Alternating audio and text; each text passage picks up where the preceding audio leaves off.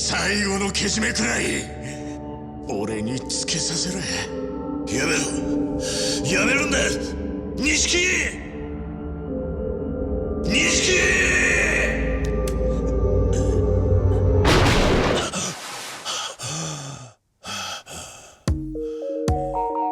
The Yakuza series sits at a unique place in 2018, juggling two different points in the series timeline. The Western release of prequel Yakuza 0 in 2017 was a dazzling gateway for a new wave of players and flowed naturally into a remake of the very first game later that year. The next title that followed, however, was Yakuza 6, which bid farewell to mainstay protagonist Kazuma Kiryu while debuting the brand new Dragon game engine.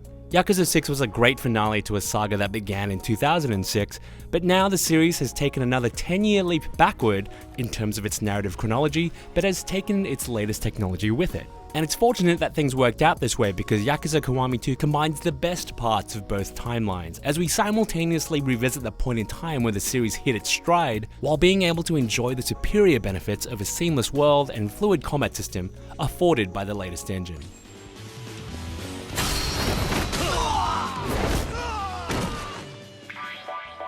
Now, the original Yakuza 2 is more than just a personal favourite. It's where the series became more ambitious in terms of its world and narrative, by introducing a new location for the first time, the Osakan strip of Dotonbori, in addition to Kamurocho in Tokyo. This not only added variety and scope to its geography and narrative, but memorable personalities with Osakan characters. Their demeanour contrasts greatly to the Tokyo natives, and this plays into the tensions between major crime organisations in the Kansai and Kanto regions respectively. Kiryu teams up with ace Osakan detective Kaoru Sayama for the majority of the game, who is a strong, likeable character. Their odd couple pairing and growing relationship are some of the things that make Yakuza 2 so exceptional. Supporting them are the familiar Date and his hardened former mentor Kawara, who all play interesting roles with great performances. It's here where you can see the strong foundations for the multi-protagonist approach that this series would later take.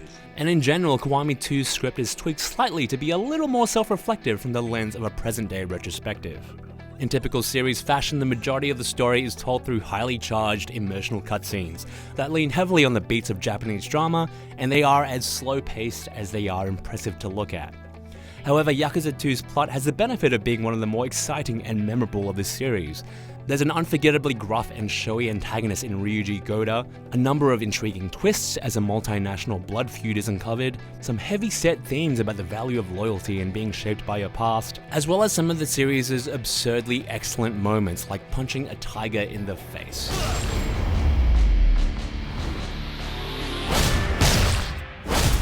It's truly wonderful to see this PlayStation 2 era experience elevated to modern standards, because sharp cinematics and high-fidelity models really amplify the familiar performances through subtle facial expressions and body language. But unsurprisingly, character models featured in secondary cutscenes and the game's numerous sub-story side quests exhibit a perceptible drop in quality. But to Kiwami 2's credit, the baseline fidelity of secondary models has notably improved.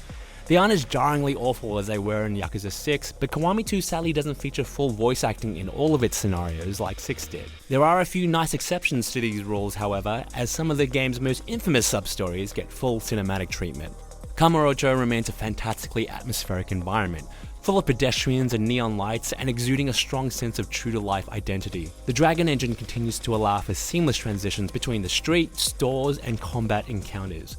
It's also nice to revisit a more complete, classic version of the area after only seeing an abridged version in Yakuza 6. Sontenbori does suffer some minor cuts from the original version of Yakuza 2, and a smaller third area, Shinseicho, is cut altogether. But while these omissions are disappointing from an enthusiast's perspective, it doesn't detract enough from the overall experience to be a significant stain, and certainly not for new players. The 5-category experience system for character progression returns, and so does the emphasis on eating and drinking for experience points, which continues to be a positive change for the series that helps encourage a grounded connection and familiarity to the urban environments you roam through. Now, the Dragon Engine's version of Yakuza's crunchy combat also continues to be incredibly satisfying. While relatively straightforward in terms of its moveset, especially when compared to the multiple disciplines featured in Yakuza 0 and Yakuza Kiwami 1, the momentum and fluidity of techniques, combined with the emphasis on collateral physics-based damage, makes fights exciting. And it's difficult to return to the characteristically stiff combat of 0 and Kiwami once you've spent time with it. Small but noteworthy classic mechanics have been reintroduced, including charge moves, which you can now buffer, a returning focus on weapons, which you can collect, store, buy, repair, and equip, as well as a number of location-based heat moves, where befriended neighborhood denizens help you humorously and viciously assault bad guys.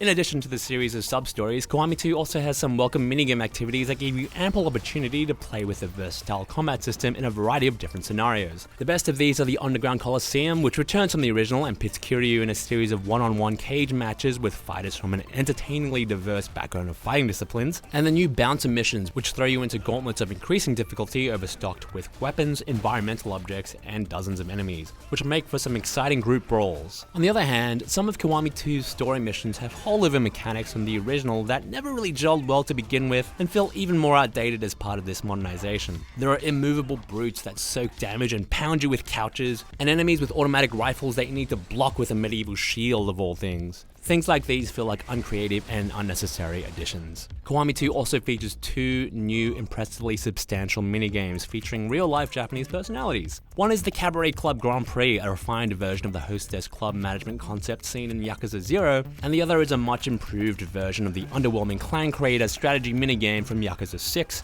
now with a tower defense twist. Both of these minigame iterations have been altered to have a bigger focus on fast-paced, real-time micromanagement and quick decision-making, which makes them more involved and much more exciting as attractions to potentially invest in.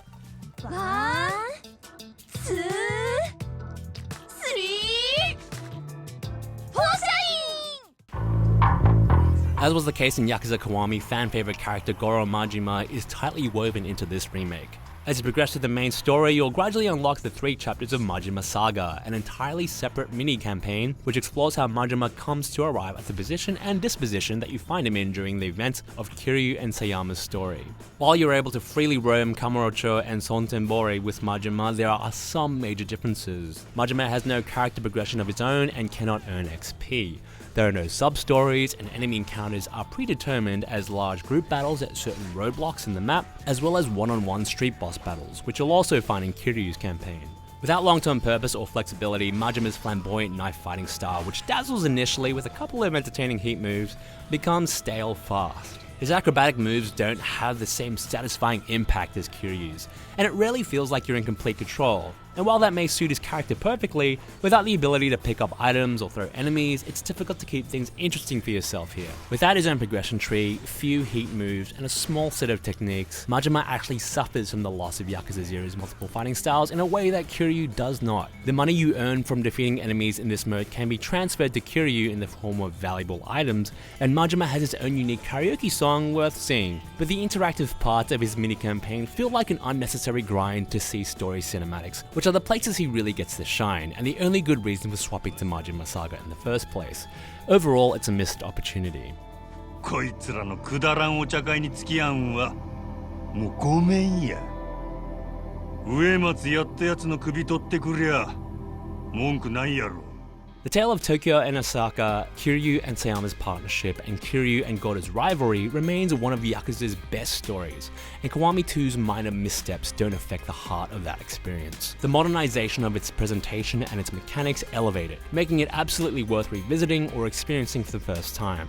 Yakuza is an exemplary, if flawed series that does an incredible job of steeping you in contemporary Japanese-style crime drama and establishing an evocative sense of place. And Yakuza Kiwami 2 is an excellent example of the series at its best, coupling its most memorable stories and characters with its most sophisticated mechanics yet. 親殺しと言われた10年、その屈辱を乗り越え、この町の危機を救い出した伝説の男、前年度地下闘技場名誉王者桐生対するはこのトーナメントで今一番旬な男、勢いに乗るブラジルの超新星